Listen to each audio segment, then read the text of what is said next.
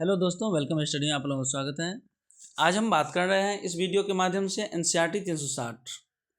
यह specially BPSC TRE 4 के लिए तैयार किया गया है ऑफिसर एकेडमी के द्वारा, जो एनसीईआरटी बेस्ड पर आधारित है।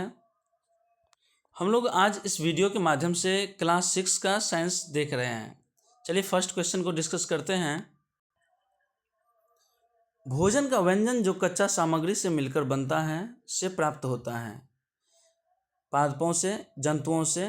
उपयुक्त में से कौन सा कथन सही है? ऑप्शन ए है केवल एक, ऑप्शन 2 है केवल 2, ऑप्शन 3 है 1 और 2 दोनों, और ऑप्शन 4 है इनमें से कोई नहीं। जिसका राइट आंसर है ऑप्शन सी, 1 और 2 दोनों। इस क्वेश्चन को हम थोड़ा एक्सप्लेन कर लेते हैं। हम जानते हैं प्रत्येक व्यंजन में एक या एक से अधिक कच्ची सामग्री से बना होता है, जो हमें पादपों या जंतुओं से प्राप्त होते हैं। यहाँ क्वेश्चन भी वही था, जो भोजन का व्यंजन जो कच्चा सामग्री से मिलकर बनता है कैसे प्राप्त होते हैं, तो पादपों एवं जंतुओं से। नेक्स्ट क्वेश्चन है, हमारे भोजन में मुख्य पोषक पदार्थ निम्न में से कौन है? ऑप्शन ए है कार्बोहाइड्रेट, ऑप्शन बी है प्रोटीन, ऑप्शन सी है वसा, और ऑप्शन डी है इनमें से सभी। जिसका राइट आंसर है डी, इनमें से सभी। हम क्वेश्चन जो कर रहे हैं क्वेश्चन के साथ एक्सप्लेन देखते जाएंगे, जिससे हमारा क्वेश्चन का सभी डॉट क्लियर होते जाए। हमारे शरीर के लिए कुछ आवश्यक घटक होते हैं, इन घटकों को हम पोषक कहते हैं। हमारे भोजन में मुख्य पोषक पदार्थ कार्बोहाइड्रेट, प्रोटीन, वसा, विटामिन तथा खनिज लवण होते हैं। इसके अतिरिक्त हमारे भोजन में रुक्षांश तथा जल भी शामिल हैं, जिनकी हमारे शरीर को आवश्यकता होती है। यह जो क्वेश्चन था, भोजन में मुख्य पोषक पदार्थ कौन कौन से हैं? कार्बोहाइड्रेट, प्रोटीन, वसा, जो इनमें से सभी इसका आंसर है। इसी पर आधारित लगभग 3-4 क्वेश्चन आगे भी हैं, और ये क्वेश्चन को हम लोग जान रहे हैं तो आगे क्वेश्चन बहुत ईजिली बना लेंगे।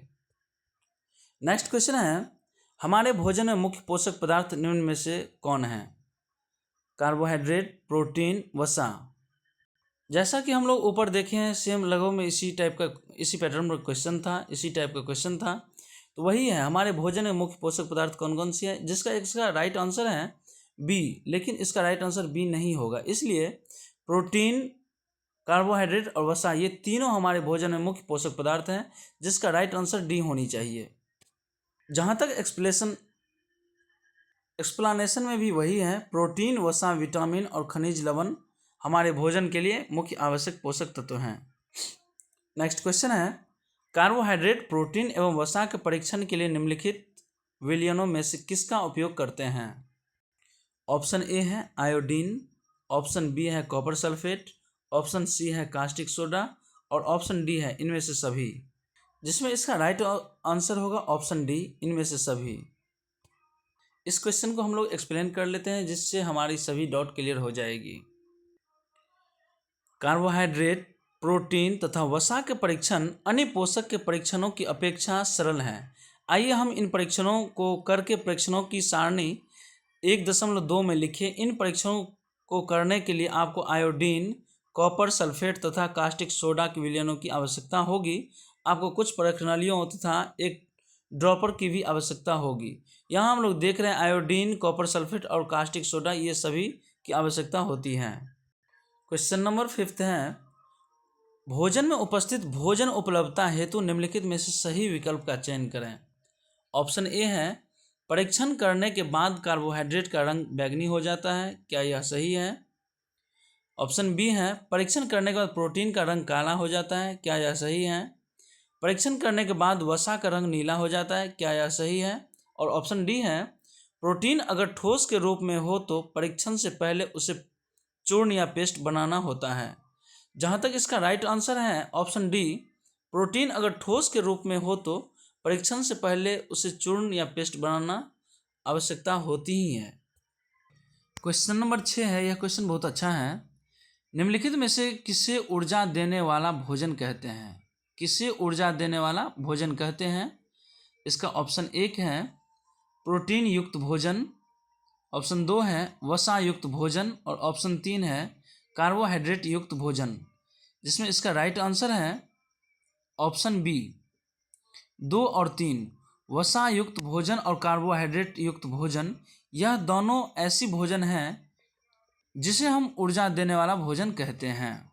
नेक्स्ट क्वेश्चन है, समान मात्रा में कार्बोहाइड्रेट एवं वसा लेने वाला ऊर्जा किसमें सर्वाधिक मिलेगी?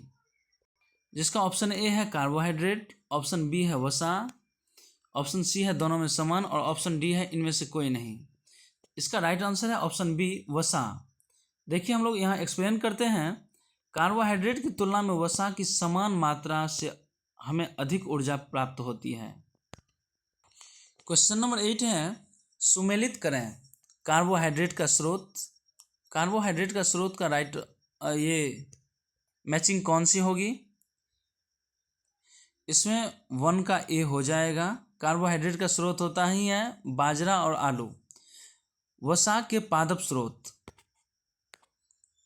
वसा के पादप स्रोत में होगी गिरी।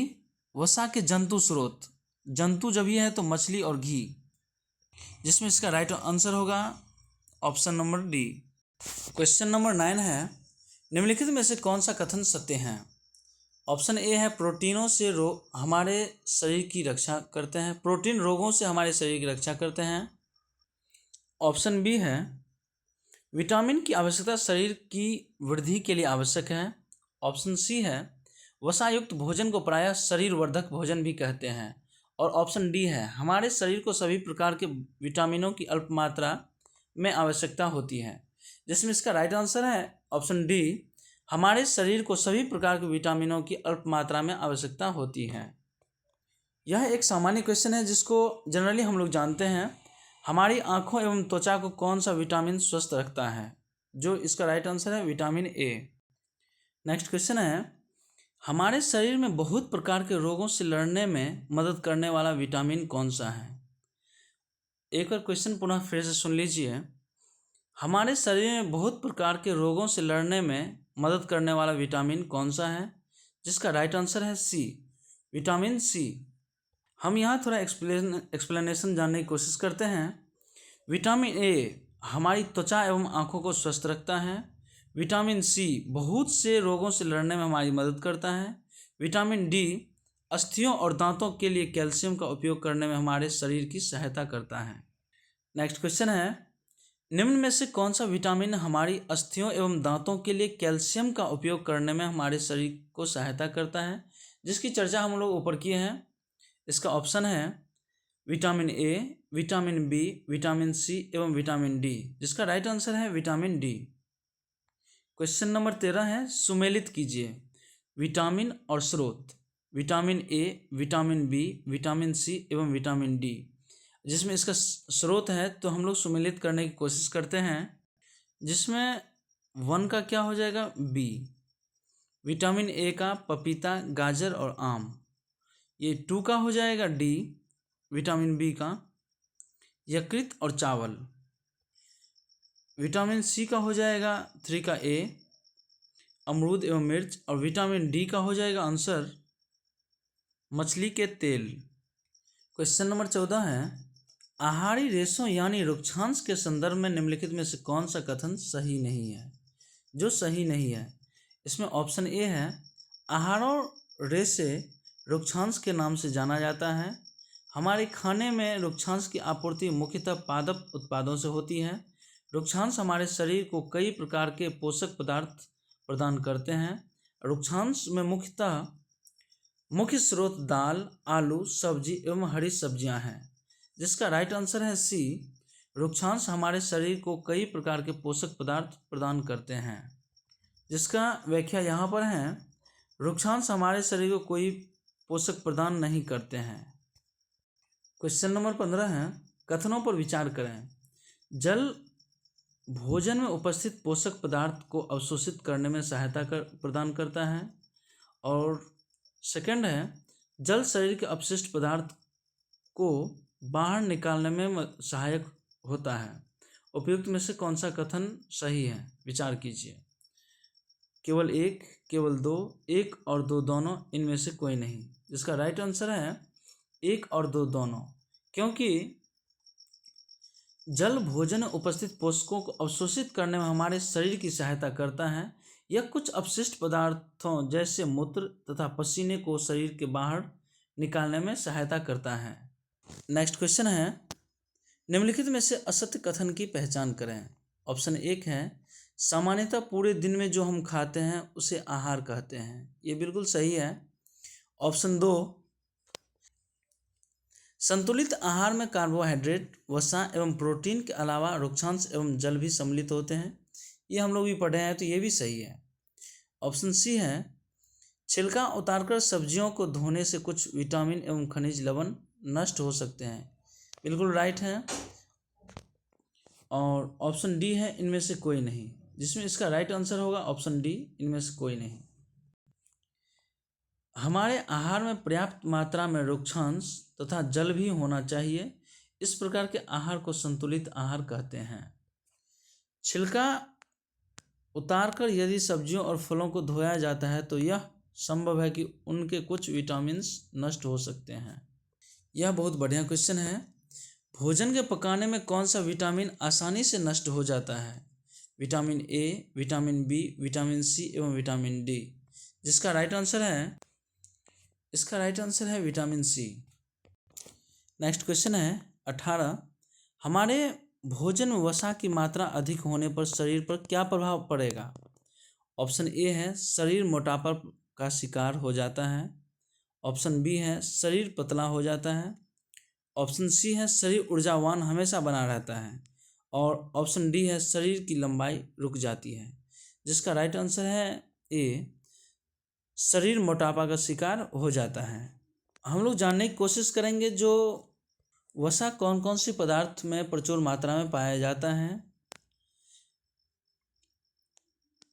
तली हुई चीज़ें जैसे समोसा, पूड़ी, मलाई, रबड़ी, पेड़ा, इन सभी में क्या होता है, तो प्रचुर मात्रा में वसा पाया जाता है।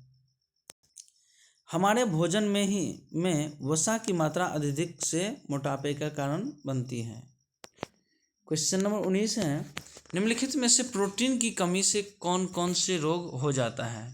वृद्धि का अवरुद्ध होना, चेहरा का सूजन और त्वचा की बीमारी एवं पेचिश संबंधी बीमारी। इसका राइट आंसर है कथन 2 एवं 3, लेकिन यह गलत है, क्योंकि वृद्धि का अवरुद्ध होना भी होती है, चेहरा का सूजन होना भी होती है और त्वचा की बीमारी एवं पेचिश संबंधी बीमारियां भी होती हैं। चलिए हम लोग थोड़ा एक्सप्लेन कर लेते हैं। यदि कोई व्यक्ति अपने भोजन में पर्याप्त मात्रा में प्रोटीन नहीं ले रहा है तो उससे कुछ रोग हो सकते हैं, जैसे वृद्धि का अवरुद्ध होना, चेहरे का सूजन, बालों के रंग का उड़ना और त्वचा की बीमारियां और पेचिश इत्यादि। नेक्स्ट क्वेश्चन है, निम्न में से अरक्तता किसकी कमी से होता है? ऑप्शन ए है कैल्शियम, ऑप्शन बी है लोहा, ऑप्शन सी है विटामिन और ऑप्शन डी है आयोडीन। तो अरक्तता की कमी जो होता है मुख्य रूप से लोहा की कमी के कारण होता है। चलिए हमें बताइए, आयरन लोहा की स्रोत कौन कौन सी वस्तुएं होती हैं? हम लोग यहाँ थोड़ा एक्सप्लेनेशन समझने की कोशिश करते हैं। विटामिन खनिज अभावजन्य रोग या विकार और लक्षण। विटामिन ए क्या है? इसकी अभावजन्य रोग या विकार कौन सी होती है? क्षीणता या दृष्टिहीनता, जिसमें लक्षण होती है कमजोर दृष्टि, अंधेरे रात में कम दिखाई देना और कभी कभी पूरी तरह से दिखाई देना बंद हो जाना। विटामिन B1, जिसे बेरी बेरी रोग के नाम से जाना जाता है, दुर्बल पेशियां और काम करने की ऊर्जा में कमी। विटामिन सी क्या होता है? जिससे स्कर्वी नामक रोग होती है। मसूड़ों से खून निकलना, घाव भरने में अधिक समय का लगना। विटामिन डी से होने वाली जो बीमारियां होती हैं जिसे रिकेटस कहते हैं, अस्थियों का मुलायम होकर मुड़ जाना। ये कैल्शियम क्या है? अस्थियां और दंतक्षय होती है, जिसमें कमजोर अस्थियां और दंतक्षय होने का यह कारण है। उसके बाद आयोडीन से क्या होता है? घेंघा जैसे गाइटर नामक बीमारी हो जाती है। गर्दन की ग्रंथि का फूल जाना, बच्चों की मानसिक विकलांगता। और लास्ट में है लोह में क्या होती है? अरक्तता। जस्ट अब ऊपर ही क्वेश्चन ये डिस्कस किया है। अरक्तता होती है लोहे की कमी के कारण, और जिसमें क्या होती है तो कमजोर होती है। नेक्स्ट क्वेश्चन है, गाइटर रोग किसकी कमी से होता है? अभी जस्ट हम लोग डिस्कस किए हैं आयोडीन की कमी से।